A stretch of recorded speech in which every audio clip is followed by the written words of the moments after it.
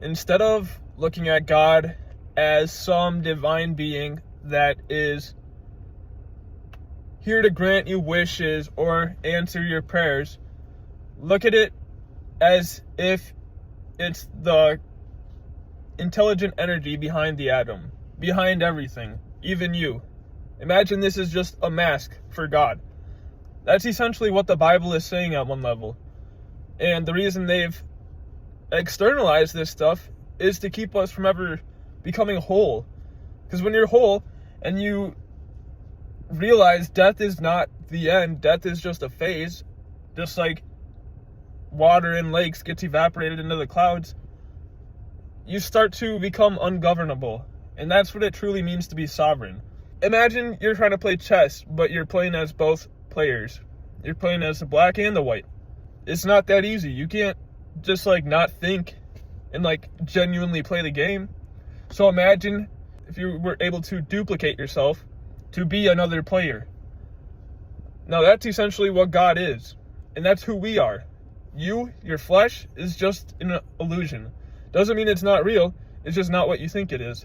And this is why the world teaches us the complete opposite and conditions us to think of it in that matter. To make us think you exist. And that's essentially what Satanism is. Satanism, and these are labels. Think of these things as maps, not literally, oh, he said this, so he's saying that we worship Satan. No, that's not what I'm saying. Think of Satan as the archetype that wants to divide you from Christ, from God. Self with a capital S. And essentially, we've been fooled into thinking that our ego is the actual self, when in reality, your ego is a production of the self. They've demonized these things and they've made it look that way because they use other people as puppets. They have a great deal of understanding on how all of this stuff works, how consciousness works. Chakras, the Kabbalah, the Qliphoth, psychology, astrology, these are all just maps for the different ways consciousness works. So they've inverted the maps and externalized them, so we then end up attacking ourselves, just like cancerous cells do. They're healthy cells that became dead cells that keep on multiplying. They're not a new creation, and that's why we can reverse them back into healthy cells. Instead of picking one of the two sides, take the center way. This is why in all the ancient temples, pyramids, the cathedrals, they have the 3 doors, and the middle one is the biggest.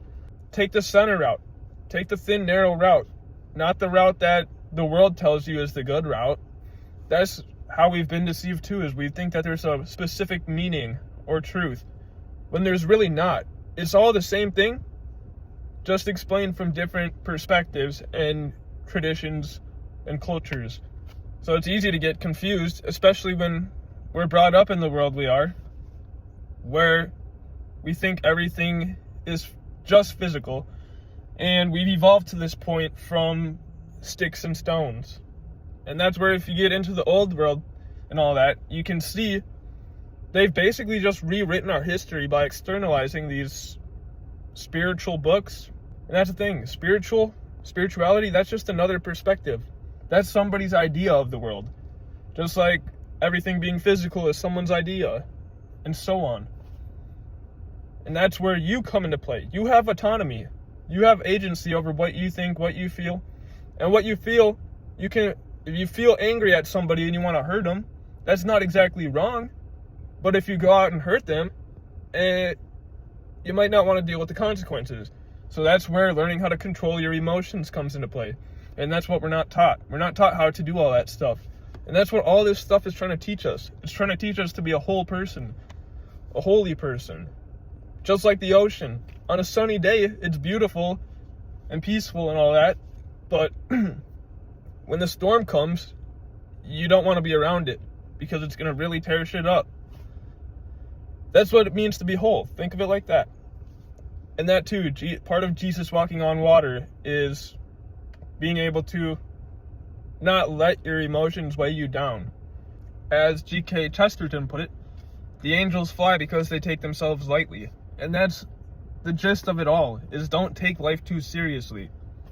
When we stop getting in the way of ourselves, we allow God / nature / it to put order to the chaos in our lives.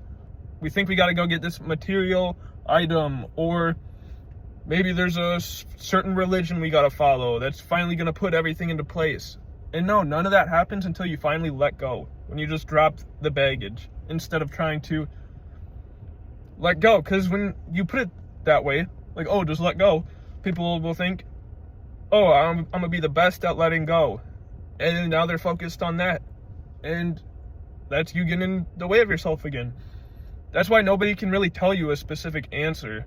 They can point to it, but they can't tell you it. And that's only if they truly understand this knowledge. And a lot of people won't get it either, which is okay too, because it's a journey. Just like darkness isn't bad, just like going within yourself isn't bad.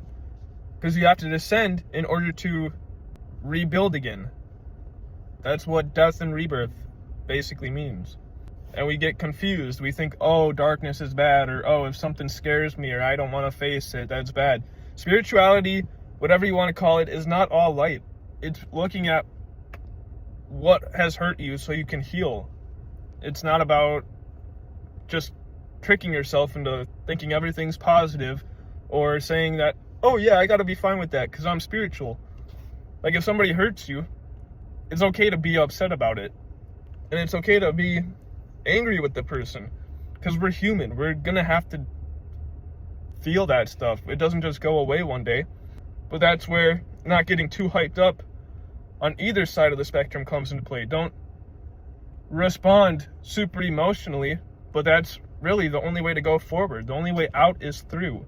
And that's scary, so a lot of people don't do it. And then they want to help people and tell them, oh, follow me, follow what I think. That's not what it means, follow me. Because it validates their belief system. Like, oh yes, I'm right. Instead of actually themselves putting pressure on what they think and seeing if it actually holds. And that's the thing, this stuff is so simple that it feels wrong. And that's how the world has made it. Nothing is what we've been told. And this is why the Bible and all of them say to basically die first. Die to your flesh. Die to what you've been taught and rebuild again. That's what it's all just trying to tell us. Because when you could rebuild on a new ground, you don't have all of these other things you've been told making their way back up, popping up in your head like, oh, this contradicts with this. And yes, life, there are things that contradict because life is a paradox. So you find the light in the darkness. You find order in the midst of chaos. And you need a little bit of chaos to keep you on your feet so you stay in order. So it's not wrong, but that's just how it is. It's an organized mess from one level, and that's how life is. All the chaos in the world right now, it seems like it's wrong, but it's a part of a higher order. And that's what the New World Order is.